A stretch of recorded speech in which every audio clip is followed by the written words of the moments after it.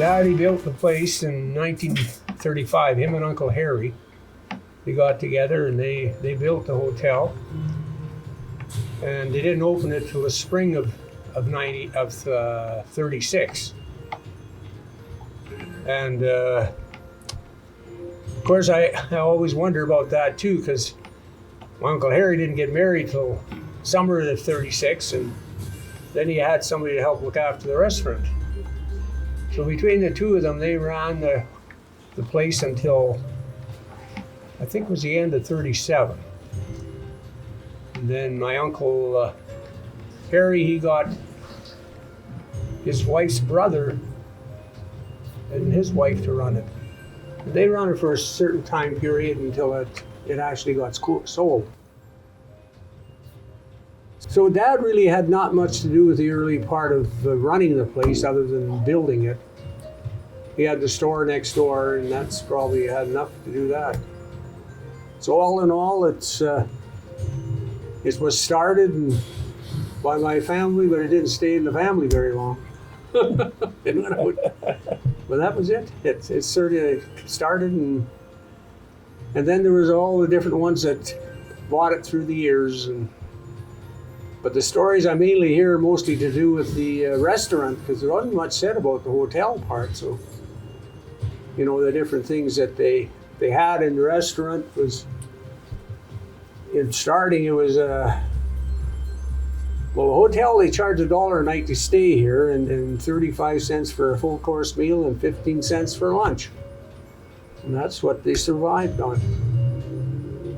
But all in all, I guess people had to eat. Yeah, it was wired for when the power come. They didn't have to change the wiring. It had a heavy enough wire at the time they did it with the 32 volt. Oh, okay. Well, the 32 volt was in here when you got it? Mm-hmm. So that must have been put in earlier then, eh? Well, I don't know who put it in. Who put it in? I don't know. Yeah, it was here. They had 16, they were about that high, that square glass. Oh, sure. Oh, It served the purpose well? Oh, yeah. Yeah? Yeah. But there was no fridge, it's just lights. Well, it was just up to here then too, wasn't it? The hotel was up to there, yeah. Yeah. But there was a garage, and then there was not a house, but just about that high, and there was sawdust and ice. Then you just put blocks, it was a box, and them coils were in there, and then when they tap beer, it would come out cold. They couldn't sell bottles, just glasses. Couldn't sell no food. They couldn't sell food. No. Just in the restaurant?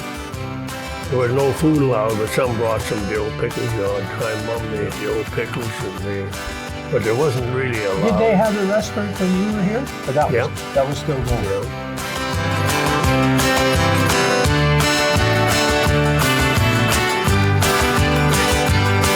You can stop for one, that's the Star Hotel. If the truth be told, you can never tell how many ones you'll have when you stop at the Star Hotel. Picture it, last week, last year, or many times and many years ago. It's late in the day, you got a boat in the back, got a tub full of pickerel, stringer and jack. Kind of a day, you kind of lost track, now the moon is starting to show.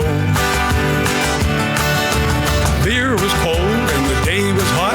You already drank everything you brought.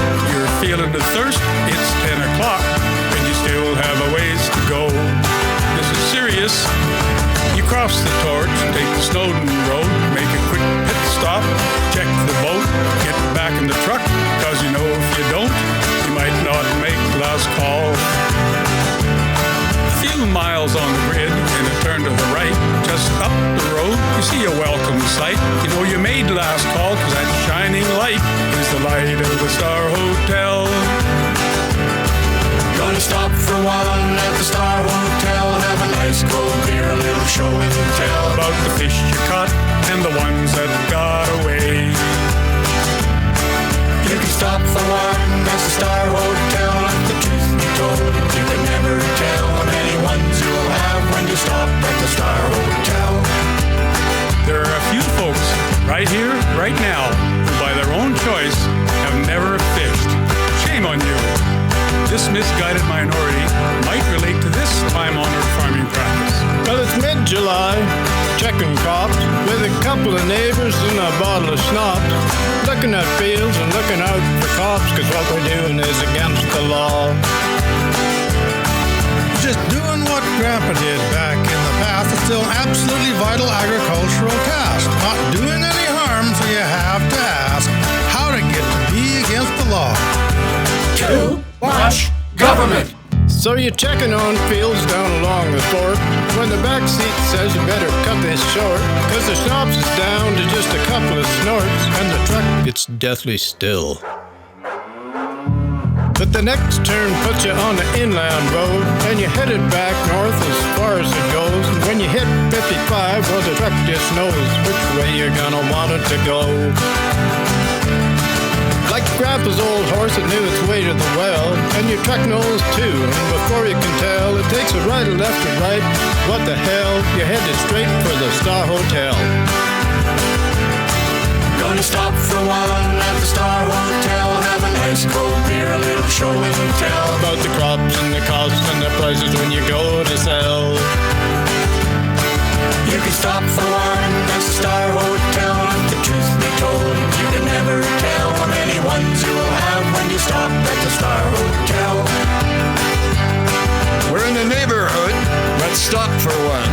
That sure was good. Let's have another one. I got a pocket full of change. I'll buy you one. But then I guess I'm gonna have to buy you one. Potatoes are dug. Let's stop for one. Now the beets and the corn, and when that's done, I love you, dear, but you're not much fun. but I'll be fun at the Star Hotel. You can stop for one at the Star Hotel. If the truth be told, you can never tell how many ones you'll have when you stop at the Star Hotel. My bins are full. I think I'll stop for one. I sold that bull. I think I'll stop for one. I hauled a load of wood. Stop for one. Blueberry picking was good. Stop for one. The price of oats went up. Stop for one. We're gonna win the cup. Stop for one. It's 61. Now we can stop for one. I scored the winning run. Around for everyone. You can stop for